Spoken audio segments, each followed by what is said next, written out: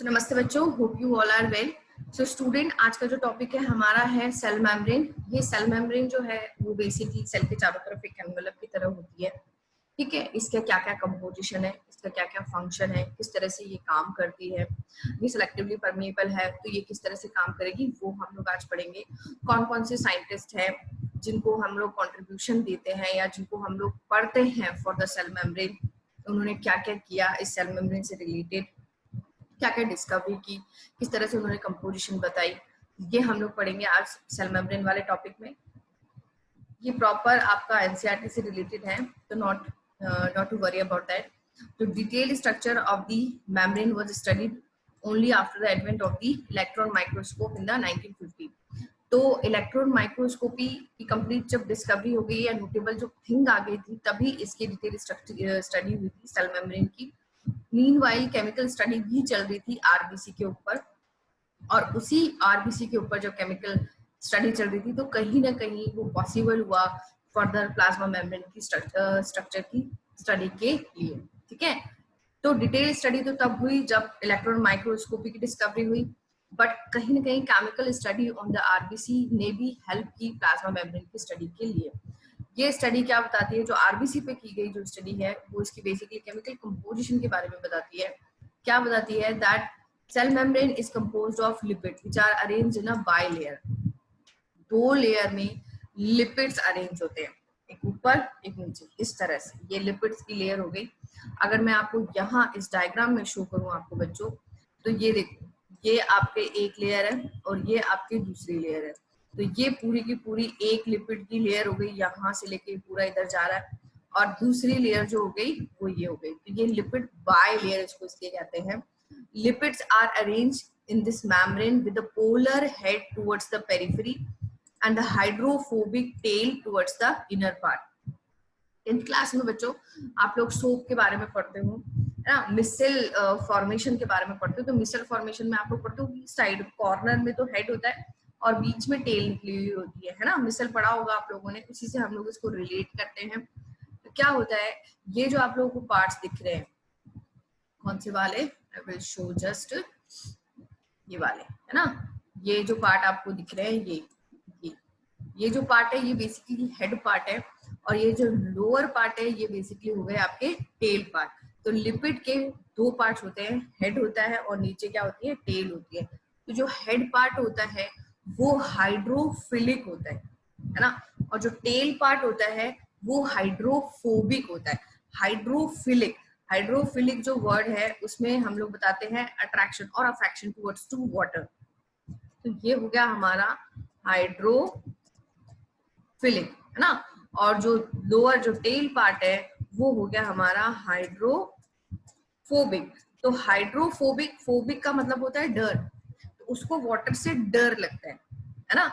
और हाइड्रोफिलिक का मतलब होता है affection, affection towards to water, तो उसको वाटर से अफेक्शन है ना। तो वाटर सोल्यूबल जो भी चीजें होगी वो हेड पार्ट में सोल्यूबल हो जाएगी, और जो वाटर सोल्यूबल नहीं होगी वो टेल पार्ट में सोल्यूबल नहीं होगी। ये कंसेप्ट आता है यहाँ पे।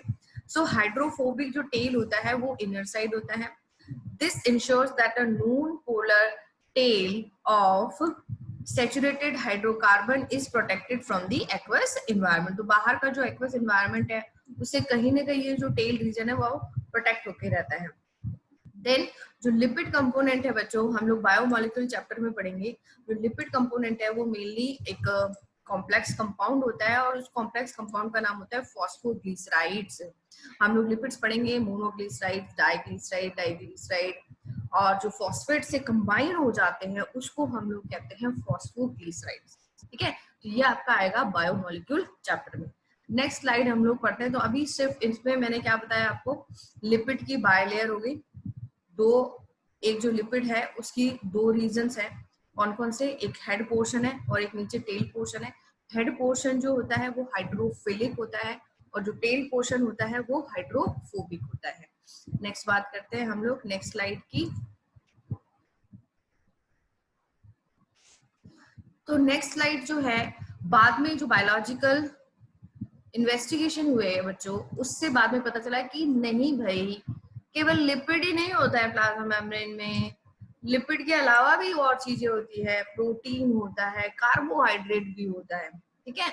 और रेशो भी बताया गया कि ratio of protein and lipid different different cells में डिफरेंट डिफरेंट होता है। बट यहाँ पे बेसिकली आरबीसी की स्टडी चल रही थी, तो देन आरबीसी जिसको कि हम लोग एरिथ्रोसाइट भी कहते हैं, तो उसकी जब स्टडी की गई तो उसमें पता चला कि उसमें 52% तो प्रोटीन है और 40% जो है बच्चों वो लिपिड है, ठीक है। रेस्ट ऑफ क्या हुआ, 52 और 40, मेरी मैथ्स कमजोर है, 92 हो गया। 8% जो बचता है वो क्या हो जाता है, कार्बोहाइड्रेट हो जाता है, ठीक है। आप लोगों में से बहुतों की मैथ्स बहुत अच्छी होगी, तो आप अच्छे से पता कर सकते हैं। नेक्स्ट क्या है, इसके अलावा इसमें स्टडी की गई प्रोटीन की, कि प्रोटीन भी किस तरीके से होते हैं। प्रोटीन भी यहाँ पे दो टाइप्स के होते हैं, ठीक है। लिपिड हमने बता दिया, बायलेयर लिपिड हो गई, हेड हो गया, टेल हो गया, ठीक है। अब हम लोग बात करते हैं प्रोटीन की। तो प्रोटीन भी बच्चों इसमें दो टाइप्स के होते हैं। एक तो होंगे जो बाहर होंगे, पेरिफेरी, और कुछ होंगे जो अंदर की साइड होंगे, वो होंगे इंट्रिंसिक। तो इंट्रिंसिक प्रोटीन, एक्सट्रिंसिक प्रोटीन, ये दो टाइप्स के प्रोटीन होते हैं, और that can be classified as a integral और पेरिफेरल। तो पेरिफेरल तो हो गए ऑन दी सरफेस, और इंटीग्रल होते हैं वो मेम्ब्रेन में धसे हुए हो सकते हैं, या तो पार्शियली धसे हुए हो सकते हैं या पूरी तरह से धसे हुए हो सकते हैं। बट प्रोटीन हो गए हमारे कितने टाइप्स के, दो टाइप्स के।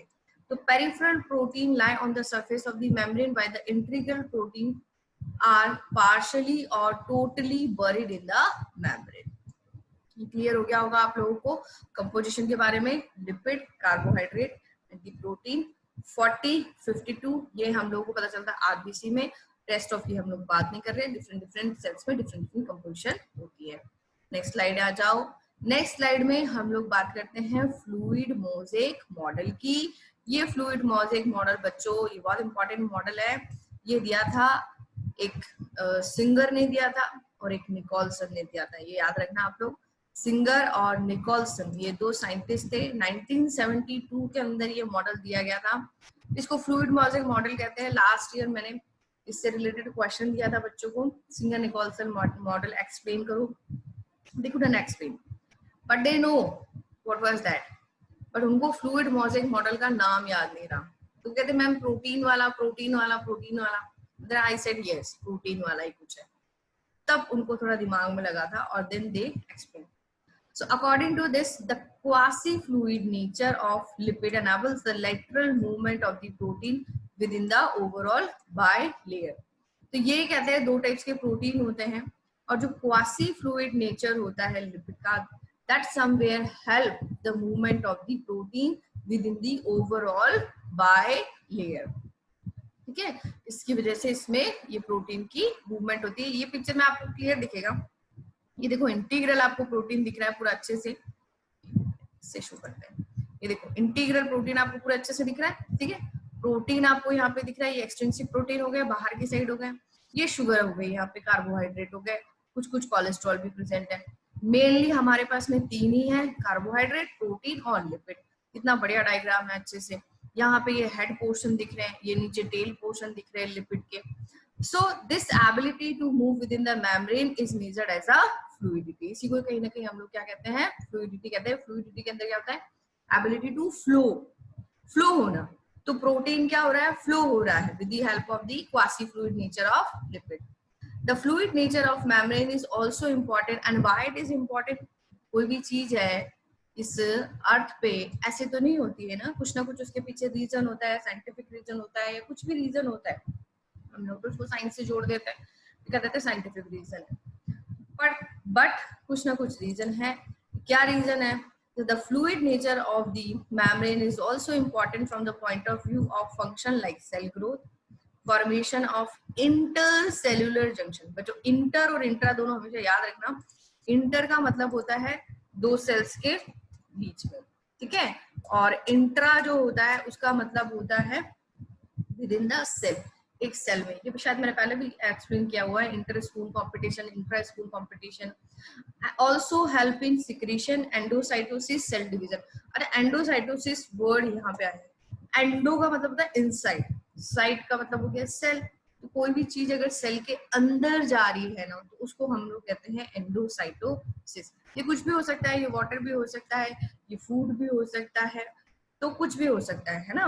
तो एंडोसाइटोसिस में हेल्प करता है। तो ये हो गया आपका सिंगर निकोलसन मॉडल, जो कि बताता है कि somewhere the quasi fluid nature of the lipid help in protein to move along that membrane, and that will somewhere help in providing fluidity of the plasma membrane. दो types के protein है, extrinsic protein है और intrinsic protein है। फिर हम लोग इसके फंक्शंस पढ़ते हैं बच्चों।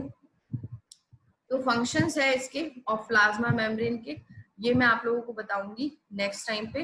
तब तक आप इसके अच्छे से नोट्स बनाएं, आप इसके डायग्राम बनाएं। अभी गूगल मीट होगी तो गूगल मीट में मैं आपको इसके क्या कहते हैं डायग्राम बना के भी आपको बता दूंगी, और कोई दिक्कत होगी तो हम लोग उसके अंदर डिस्कस कर लेंगे। तो चलो बच्चों, बाय बाय।